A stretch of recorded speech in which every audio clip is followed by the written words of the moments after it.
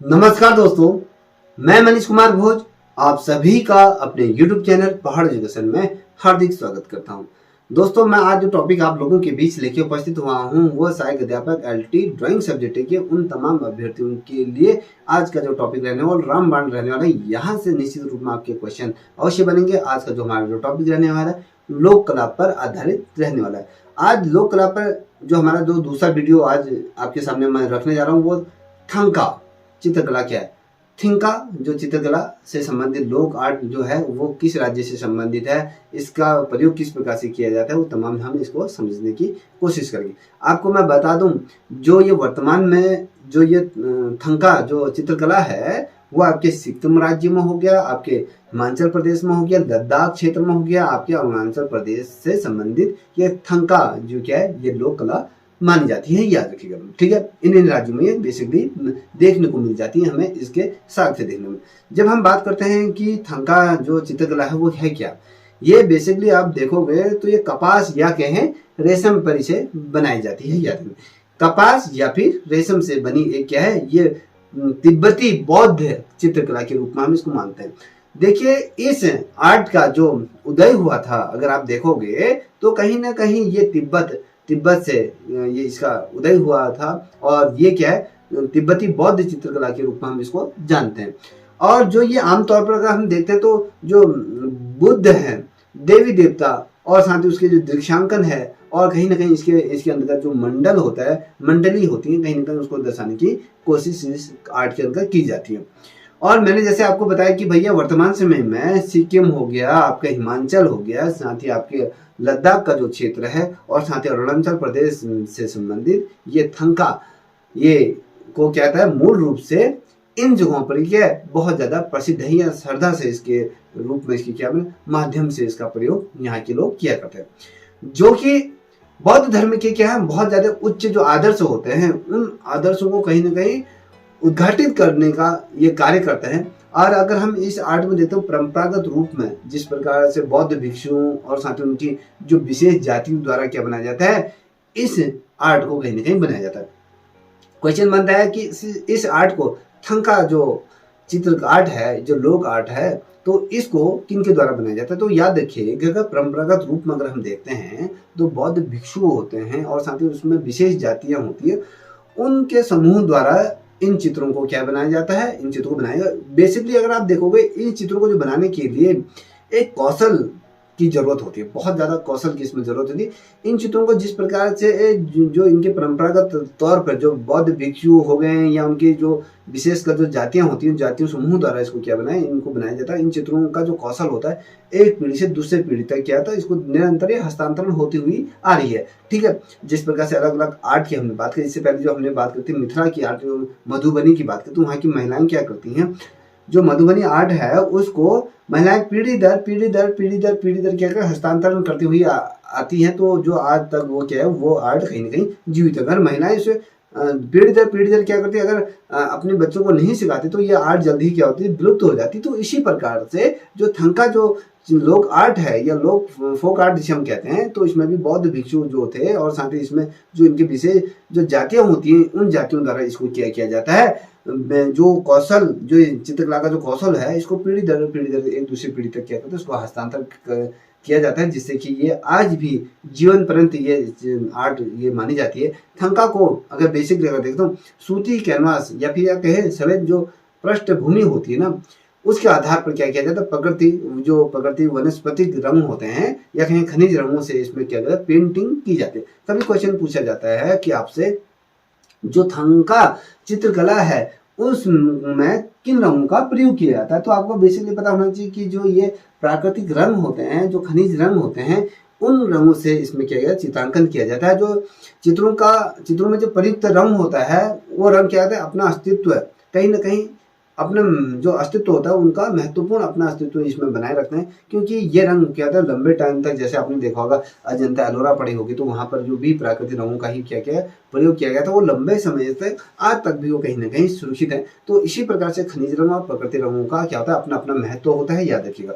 और उदाहरण के लिए अगर आपको मैं बता दूं जैसे लाल रंग है, लाल रंग को जूतन की जो तीव्रता को दर्शाने के लिए किया जाता है। जूतन को कहीं ना कहीं तीव्रता के लिए कहीं ना कहीं दर्शाने चाहे वो प्यार हो या नफरत हो या सुनहरा रंग को इसमें इस प्रकार से दर्शाया। अगर हम सुनहरे रंग की बात करते हैं, सुनहरा रंग क्या होता है, जीवन क्या, यह जीवन की परिकाष्ठा को कहीं ना कहीं दर्शाने का ये माध्यम होता है। जब हम सफेद रंग की बात करते हैं तो जो सफेद रंग होता है वो इसमें शांति का प्रतीक होता है, क्योंकि हम बौद्ध कला की अगर हम बात करते हैं तो उसमें जो लाल रंग का हमने कहा कि भैया कहीं ना कहीं तीव्रता को दर्शाते हैं। चाहे वो तीव्रता कैसे होती है आपके, चाहे वो प्यार वाला तीव्रता हो या फिर नफरत की तीव्रता हो, या फिर कहीं जब हम सुनहरे रंग की बात करते हैं तो उसमें क्या होता है, जीवन के अलग अलग परिकोष्ठों को, जन्म मृत्यु मरण तक का सब कुछ उसमें क्या है, बड़ी सुंदरता से उसको दर्शाया जाता है। जब इसमें जो सफेद रंग जो प्रयोग किया जाता है, सफेद रंग क्या होती है, शांति को कहीं ना कहीं दर्शाते हैं, शांति को दर्शाता है। जो काला रंग होता है, काला रंग क्या करता है, आपके क्रोध को दर्शाता है, क्रोध को कहीं ना कहीं दर्शाता है। जो हरा रंग होता है, हरा रंग को भी देख लो, वो चेतना को कहीं ना कहीं उत्तेजित करके चेतना को दर्शाता है। और जो पीला रंग होता है, जो पीला रंग होता है कहीं ना कहीं करुणता को दर्शाता है, उसमें करुण भाव होते हैं। तो ये तमाम चीजें क्या होती है, आप थंका जो आर्ट है उसमें ये चीजें दर्शाई जाती हैं, याद रखिएगा। और एक बार क्या होता है, चित्रकला जब पूरी तरीके से जब हम बनाते हैं, जब पूरी हो जाती है या कहें इस तरीके से जब आर्ट को हम कंप्लीट कर देते हैं, तो अक्सर क्या किया जाता है, जो रंगीन रेशम के जो बॉर्डर के कहें या उसको फ्रेम में इसको तैयार किया जाता है। याद रखें, जब हम ये आर्ट बनाते हैं तो इसको अक्सर क्या किया जाता है, रंगीन रेशम वो कैट करके कहते हैं, उसके फ्रेम में इसको तैयार किया जाता है, उसमें इसको लगाया जाता है। याद रखिएगा, तो ये बहुत ज़्यादा महत्वपूर्ण। और एक चीज़ आपको बेसिकली और बताऊं, जो थंका हम कहते हैं, तो थंका को पारंपरिक रूप से अगर हम देखें बेसिकली तो बिना फ्रेम के रखा जाता है। ठीक है, अगर हम कहेंगे थंका आर्ट को क्या फ्रेम करके रखा जाता है या नहीं रखा जाता, तो उसमें एक क्वेश्चन आपको ये पता होनी चाहिए, भैया इसको बिना फ्रेम के ही रखा जाता है। जब इसको प्रदर्शन पर नहीं रखा जाता है, क्या करते हैं, जब इसको प्रदर्शन पर किसी आर्ट गैलरी पर या कहीं इसको जनता को दिखाना है, तब उस टाइम पर इसको क्या किया जाता है, इसको लपेट कर क्या करता है, रख दिया जाता है। जब इसका प्रदर्शन की करना होता है तो इसको क्या किया जाता है, इसे जैसे आपका होता है ना, रोल कर दिए जाते हैं कि कोई पेंटिंग होती है, जैसे आपकी कैनवास होता है, कैनवास को रोल जब जरूरत पड़ती है उसे ओपन कर लेते हैं, तो इसको ऐसे इस प्रकार से रखा जाता है। चीनी स्ट्रॉल होता है चित्रकला की शैली में, अगर देखें एक कपड़ा बेकिंग पर इसको लगाया जाता है। याद रखें, एक चीज बहुत ज्यादा महत्वपूर्ण है, इसको थोड़ा समझने की कोशिश कीजिएगा आप लोग। देखिए इसमें क्या है, जो चीनी स्क्रॉल होता है, चीनी स्क्रॉल एक शब्द आता है, चीनी स्क्रॉल चित्रकला की शैली में एक कपड़ा बेकिंग पर लगाया जाता है। याद रखिएगा, किसमें, थंका आर्ट में। अब इसमें जो चीज होता है, इसमें जो नदी की नाजुक प्रकृति के कारण उन्हें सूखी जगहों पर रखना पड़ता है, क्योंकि ये प्रकृति के काफी नजदीक होता है, प्रकृति बहुत ज्यादा नाजुक होता है। तो इसको क्या कहते हैं, ओबियसली जिस ऐसी जगह पर रखा जहाँ पर नमी ना हो, जो क्षेत्र सूखा हो तो सूखी जगह पर इसको रखा जाता है। जहाँ पर नमी होती है तो रेशम की जो गुणवत्ता को कहीं ना कहीं वो प्रभावित नहीं करेगी। देखिए जहाँ पर जो नमी है तो वहां पर क्या होता है, जो नमी वाली जो रेशम की कहीं ना कहीं गुणवत्ता वो प्रभावित नहीं करेगी, इस प्रकार से इसमें चीजें होती है। तो इसमें जब रेशम के हम प्रयोग करने की बात करते हैं, उसका फ्रेम होता है, तो इस प्रकार से चीजें होती है।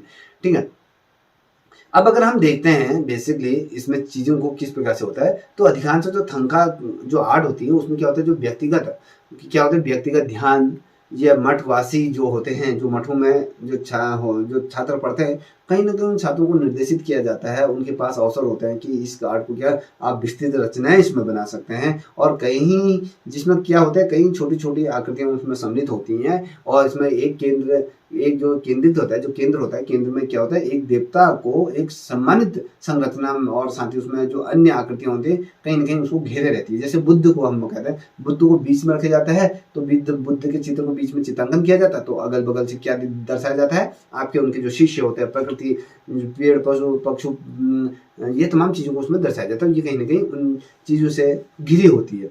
थंका अगर बात करें, थंका बुद्ध की विभिन्न जो प्रभावशाली जो लामाओं और साथ ही जो अन्य देवी देवताएं हैं, बोधिसत्व के जीवन को कहीं ना कहीं दर्शाने के लिए ये महत्वपूर्ण क्या है, शिक्षण का एक उपकरण के रूप में ये कार्य करता है। देखिए वो बौद्धिस्ट की अगर हम कहें ना, कहीं ना कहीं बुद्धिज्म जो होता है उसका जो अस्तित्व आज भी बरकरार थंका आर्ट से रखा गया। इसमें क्या होता है, जो लामाओं के और साथ ही जो देवता होते हैं और जो बौद्धिस्ट उनके बोधिसत्व होते हैं, उनके जीवन को दर्शाने का कहीं ना कहीं एक ये माध्यम होता है और महत्वपूर्ण शिक्षण का एक माध्यम माना जाता है। ये उपकरण में काम किया जाता है, शिक्षा के क्षेत्र में भी इसको प्रयोग किया जाता है। तो यही क्या थी, थंका आर्ट इसे बोला जाता है। तो ये आपके समझ में आ गया होगा कि मैं आपके सामने क्या रख रहा हूँ। तो आई होप अगर आपको पसंद आई होगी तो प्लीज आपसे रिक्वेस्ट है कि इस चैनल को भी आप लाइक शेयर सब्सक्राइब अवश्य करें, साथ ही अपने दोस्तों को साझा करें। तब तक के लिए इतना ही। जय हिंद, जय भारत, जय उत्तराखंड।